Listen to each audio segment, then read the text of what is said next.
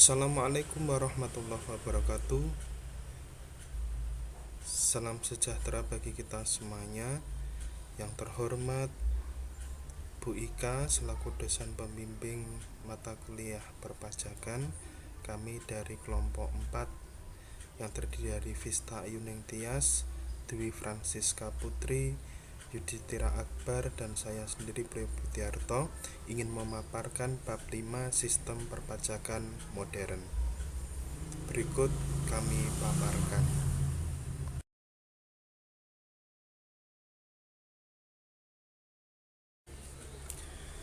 Sistem administrasi perpajakan modern merupakan bagian dari reformasi perpajakan di Indonesia yang dibangun secara bertahap dan komprehensif dalam bidang hukum perpajakan, kebijakan perpajakan maupun pengawasan perpajakan, sehingga dengan sistem administrasi perpajakan modern ini dapat tercapai implementasi atas sistem administrasi perpajakan yang lebih sempurna dari sebelumnya dan stabil sebagai salah satu pilar kokoh sebagai fundamental penerimaan pajak. Modernisasi sistem perpajakan di lingkungan DJP bertujuan untuk menerapkan good government pelayanan prima kepada masyarakat. Strategi yang ditempuh adalah pemberian pelayanan prima sekaligus pengawasan intensif kepada para wajib pajak.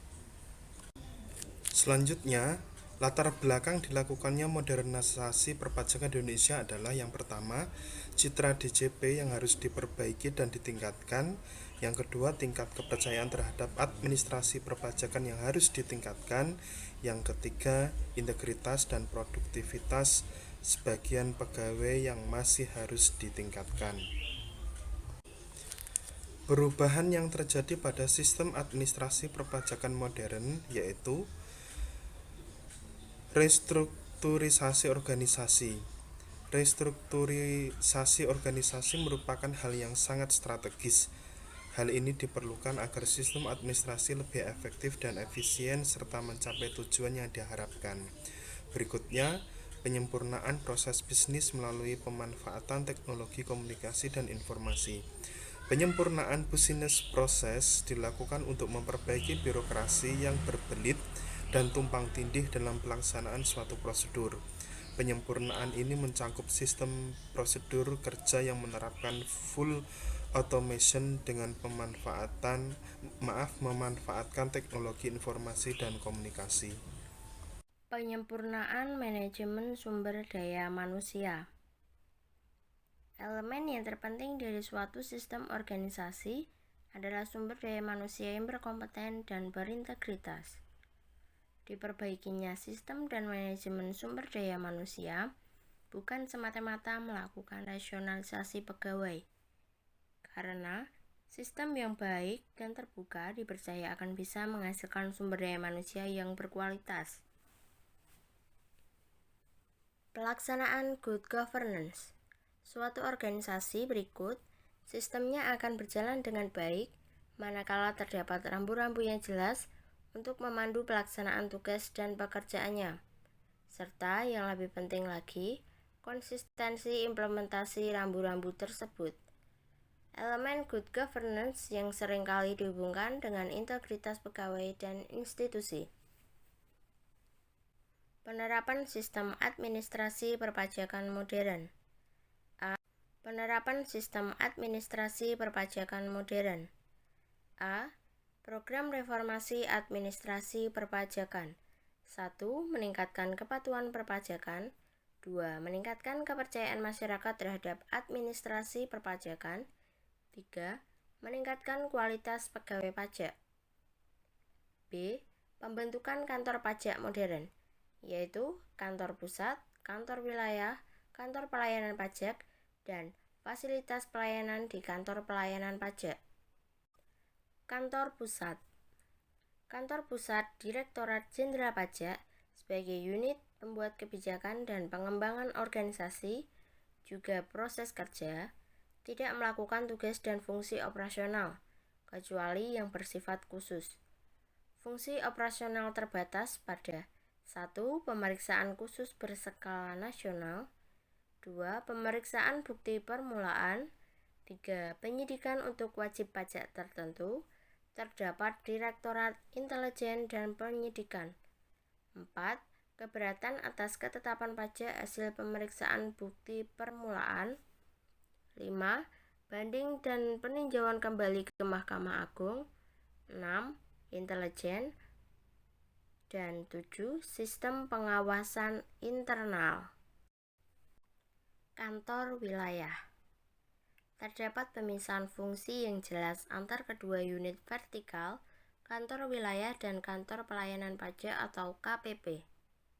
Tujuannya untuk menghilangkan duplikasi pelayanan, juga sebagai bagian dari sistem pengendalian intern perpajakan nasional. Karakteristiknya adalah 1. Adanya komite kode etik pegawai yang mengawasi penerapan kode etik pada semua pegawai. 2. Adanya complaint center untuk menangani keluhan wajib pajak. 3. Adanya call center dalam rangka pelayanan informasi kepada masyarakat. 4. Menggunakan sistem komunikasi dan teknologi informasi terkini. Dan 5. Sumber daya manusia yang telah melalui pendidikan dan pelatihan, mapping, serta fit and proper test. Dalam implementasinya ada 3 model atau jenis kantor pelayanan pajak modern. 1. Kantor pelayanan pajak wajib pajak besar atau Lex Taxpayer Office LTO. A. Kantor pelayanan pajak wajib pajak besar mengelola WP skala besar secara nasional dengan jenis badan dan terbatas jumlahnya. B. Tidak ada kegiatan ekstensifikasi atau jumlah telah ditetapkan dengan keputusan DJP. C. Tidak semua jenis pajak dikelola, hanya PPh, PPN, PPNBM, dan bea materai. D. Kedudukannya hanya di Jakarta dan jumlahnya 3 kantor. Kedua, KPP Madya atau Medium Taxpayer Office, MTO. A. Mengelola wajib pajak besar jenis badan dalam lingkup wilayah kantor. B. Terbatas jumlahnya. Tidak ada kegiatan ekstensifikasi atau jumlah telah ditetapkan dengan keputusan DJP. C. Jenis pajak yang dikelola PPh, PPN, PPNBM, bea materai Palembang, Jakarta, Tangerang, Bekasi, Bandung, Semarang, Surabaya, Sidoarjo, Malang, Balikpapan, dan Makassar. D. Termasuk KPP khusus yang melayani wajib pajak PMA, Badora, dan PMB wilayah kerjasama dengan kantor wilayah DJP atasnya. 3. KPP Pratama atau Small Taxpayer Office STO. A. Mengelola wajib pajak menengah ke bawah, wajib pajak badan dan orang pribadi serta bendaharawan pemerintah. B. Terdapat kegiatan ekstensifikasi wajib pajak sehingga jumlah wajib pajak bertambah seirama dengan penambahan orang pribadi yang memperoleh penghasilan di atas penghasilan tidak kena pajak atau PTKP. C. Jenis pajak yang dikelola PPh, PPN, PPNBM, bea materai, PBB, dan BPHTB. D. Kedudukannya berada di semua kanwil kecuali Kanwil Wajib Pajak Besar dan Jakarta Khusus.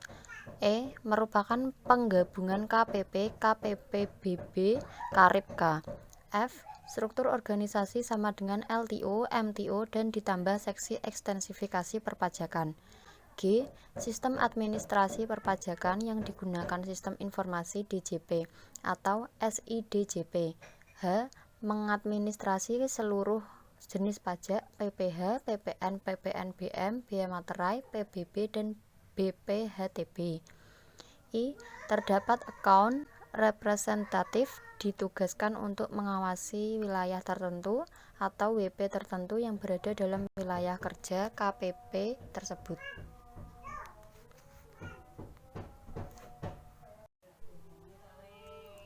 Fasilitas sarana pendukung modernisasi pajak. 1. Helpdesk. Untuk memudahkan informasi yang dibutuhkan wajib pajak, maka di setiap kantor pelayanan pajak disediakan helpdesk yang berlokasi di lobi gedung. Petugas yang ditugaskan di helpdesk adalah pegawai yang cakap, pandai berkomunikasi, dan memiliki pengetahuan tinggi tentang perpajakan. Fasilitas helpdesk dengan teknologi text knowledge base agar dapat memberikan jawaban dari berbagai masalah mengenai pajak.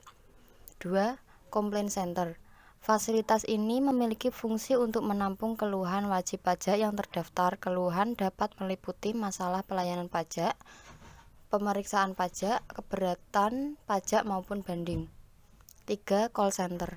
Fungsi utama fasilitas yang ditangani call center adalah menyangkut pelayanan konfirmasi prosedur, peraturan, material perpajakan, dan penanganan komplain wajib pajak. 4. Media informasi pajak atau website, IG, dan atau pojok warta. Sistem Informasi Direktorat Jenderal Pajak. 1. Situs internet Ditjen Pajak yang memuat peraturan perpajakan dan informasi perpajakan. 2. Pengembangan knowledge base di beberapa kanwil yang berisi petunjuk praktis tentang beberapa permasalahan di bidang perpajakan yang dapat dijadikan pedoman oleh Fiskus dalam menjawab pertanyaan dari wajib pajak. 3. Situs internet Direktorat Jenderal Pajak yang merupakan sarana komunikasi internal Ditjen Pajak dan sekaligus pintu masuk menuju program aplikasi PKPM dan MP3. 4.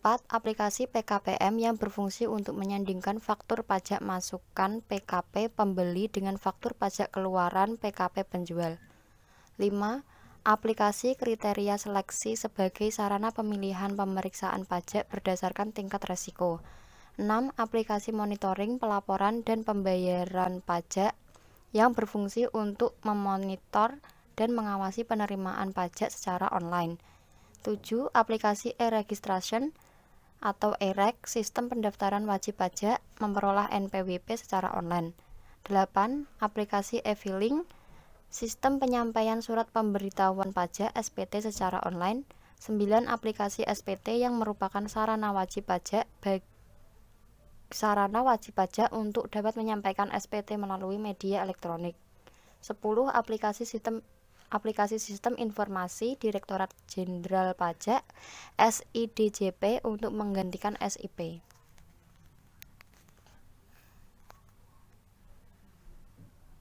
Aplikasi Sistem Informasi Direktorat Jenderal Pajak atau yang biasa disebut SIDJP. SIDJP mensentralisasikan data dari daerah di pusat, di mana data yang diperoleh dari satuan kerja daerah dapat mentransfer, mampu mengambil data wajib pajak yang masuk ke dalam SIDJP.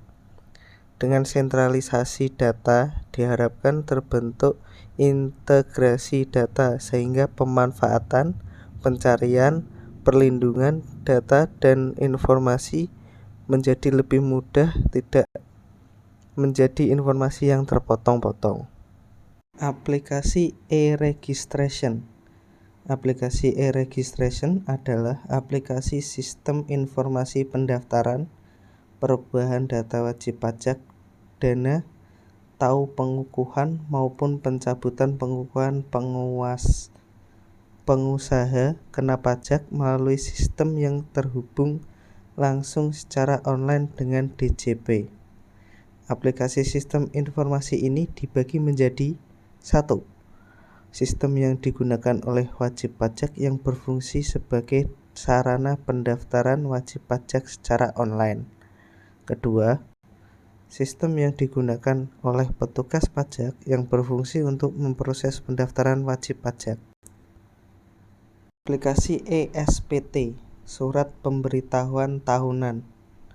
Aplikasi eSPT atau Elektronik SPT adalah aplikasi sistem informasi yang dikembangkan DJP dalam memberikan pelayanan prima kepada wajib pajak untuk melaporkan pajaknya secara elektronik dengan memanfaatkan perkembangan teknologi informasi.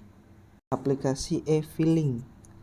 Aplikasi e-filing adalah aplikasi online yang digunakan wajib pajak dalam menyampaikan elektronik SPT ke DJP melalui website resmi DJP dengan registrasi terlebih dahulu untuk mendapatkan e-fin karena melalui sistem online sehingga bersifat real time bagi DJP sebagai destinasi informasi. EVIN atau Electronic Filing Identification Number adalah nomor identitas yang diterbitkan oleh DJP kepada pembayar pajak yang melakukan transaksi elektronik dengan DJP. Permohonan VIN atau Electronic Filing Identification Number dilakukan KPP atau Kantor Pelayanan Penyuluhan dan Konsultasi Perpajakan atau KP2KP. Setelah memperoleh EVIN, langkah selanjutnya adalah mendaftarkan diri dan membuat akun pada layanan pajak online, yakni di laman DJP online atau laman penyedia layanan SPT elektronik. Data yang dibutuhkan untuk melakukan pendaftaran yaitu NPWP dan EVIN. Sekian presentasi dari kelompok kami. Apabila ada salah atau kurang kata, kami mohon maaf yang sebesar-besarnya. Wassalamualaikum warahmatullahi wabarakatuh.